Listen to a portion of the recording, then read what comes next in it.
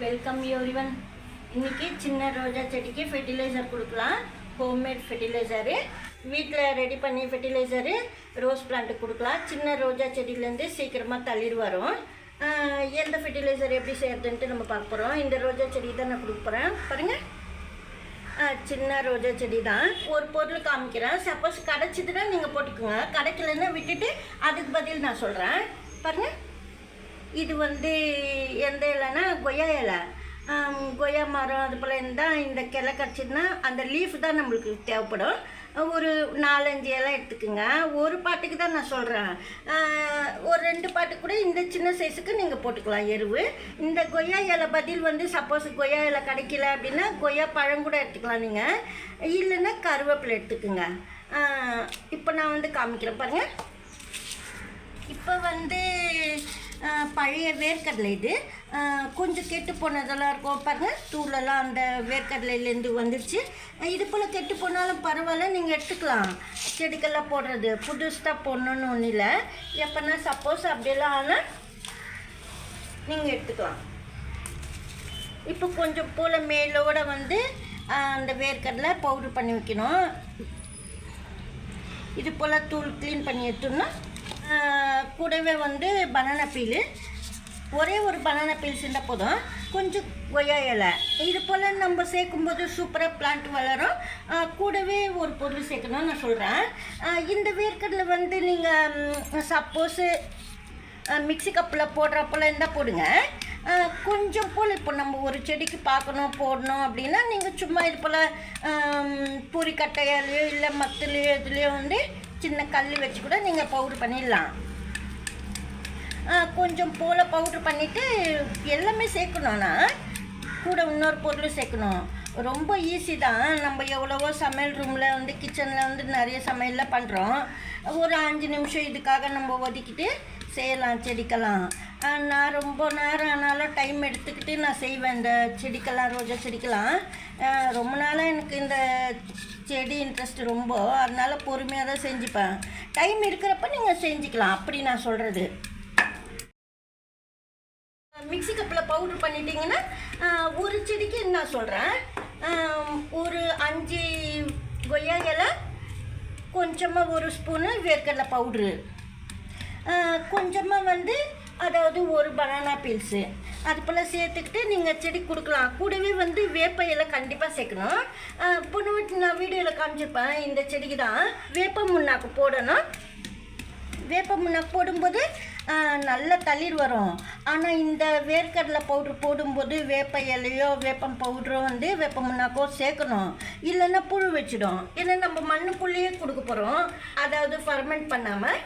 அதுக்காக சொல்கிறேன் நான். வேப்ப இலை நீம் லீஃப் நல்லா வெயிலில் காய வச்சுக்கோங்க. காய வச்சுட்டு கூட இதில் நொறுக்கிட்டு கூட நீங்கள் சேர்த்துக்கலாம். கூடவே கூட வேப்ப இலை போட்டு இடிக்கலாம். இந்த மாதிரி மத்துக்கட்டையிலோ இல்லை பூரிக்கட்டையிலோ பின்னாடி திருப்பிட்டு, இல்லை கல் எடுத்துக்கிட்டா ஏன்னா நம்ம கொஞ்சமாக செய்யும்போது உங்களுக்கு அது போல் நான் சொல்கிறேன். வேர்க்கடலை நல்லா பவுட்ரு பண்ணிவிட்டு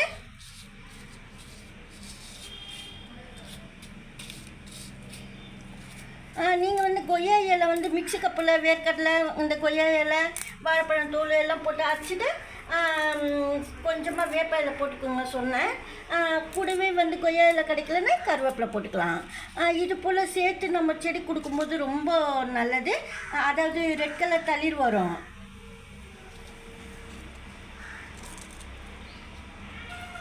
நீங்கள் நல்ல வேர்க்கடலை நல்லா தட்டணும், டைம் எடுக்கும்.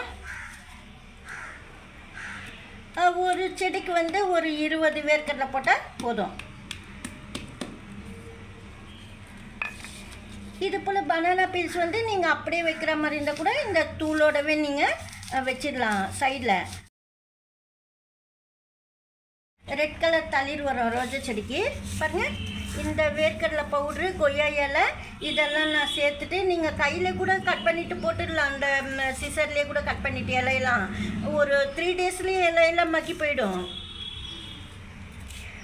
நான் வீடியோக்காக அப்படியே நான் காமிச்சிக்கிறேன். நீங்கள் என்ன டைம் எடுக்கும். இது நம்ம தட்டினாலும் சீக்கிரமாக தட்டணும், அதுக்கு சொல்கிறேன் நான்.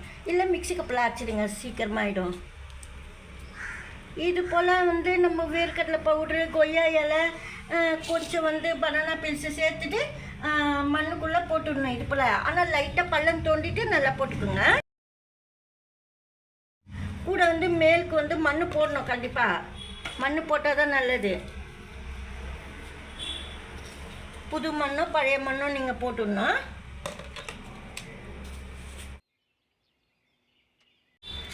நீங்கள் வந்து நாட்டு சர்க்கரையோ இல்லை வேப்ப முன்னாக்கோ இது போல் வந்து தண்ணியில் கலந்து கூட நீங்கள் இது போல் கலந்துட்டு அப்பத்துக்கே கலந்துட்டு தண்ணி ஊற்றிடலாம். நாட்டு சர்க்கரை வந்து கொஞ்ச நேரத்துலேயே கரைஞ்சிடும். எவ்வளோ ஒரு செடிக்குன்னா இப்போது ஒரு ஸ்பூன் அளவுக்கு நம்ம இந்த ஃபெர்டிலைசர்லாம் கொடுத்துருக்குறோம். கூட வந்து ஒரு அரை ஸ்பூன் அளவுக்கு வெல்லம் தண்ணி ஊற்றணும். இது போல் தண்ணியில் கலந்து ஒரு கிளாஸில் ரொம்ப நல்லா தளிர் வரும்.